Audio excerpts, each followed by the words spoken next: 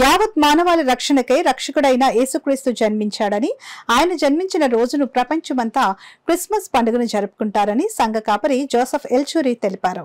కొత్త Kakinada లొగుల Christ gospel చర్చ్లో Christmas వేడుకలు ఘనంగా నిర్వహించారు. అందులో భాగంగా ఏర్పాటు చేసిన క్రిస్మస్ ఆరాధనను చర్చ్ పాస్టర్ జోసెఫ్ ఎల్చూరి దైవ ప్రార్థన చేసి ప్రారంభించారు. కార్యక్రమంలో భాగంగా చర్చ్ క్వైర్ స్తుతి గీతాలు ఆలపించారు. క్రిస్మస్ ఆరాధనలో భాగంగా చర్చ్ పాస్టర్ ఎల్చూరి జోసెఫ్ వాక్య పరిచర్య చేసి దైవ సందేశం అందించారు.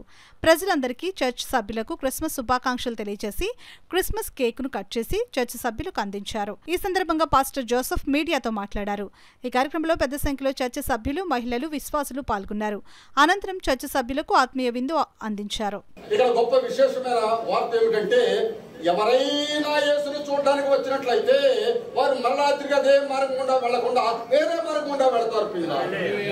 ఇక్కడ జ్ఞానుల ఆగమనం కానీ వారు వేరే మార్గం గుండా వెళ్ళిపోయారు. మనము కూడా ఒక మార్గం నుండి వచ్చి ఉన్నాము. పాప జీవితం జీవిస్తూ లోకంలో జీవిస్తూ మనం ఈ లోకంలోకి వచ్చి ఉన్నాము. ఈ లోకంలోకి వచ్చి యేసుని కలుసుకున్నాము. యేసుని కలుసుకొని మన మార్గం మారిపోయింది. పరిశుద్ధ మార్గము పాప మార్గాన్ని విడిచిపెట్టి పరిశుద్ధ మార్గంలో నడవడానికి దేవుడు మనకు గొప్ప అవకాశం ఇచ్చినాడు.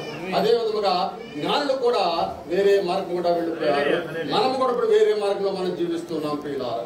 ఇదంతా కూడా మహా సంతోషకరమైన శుభవర్తమానము మనకు తెలియజేయబడినది. అదేమిటంటే దావీదు పట్టణంలో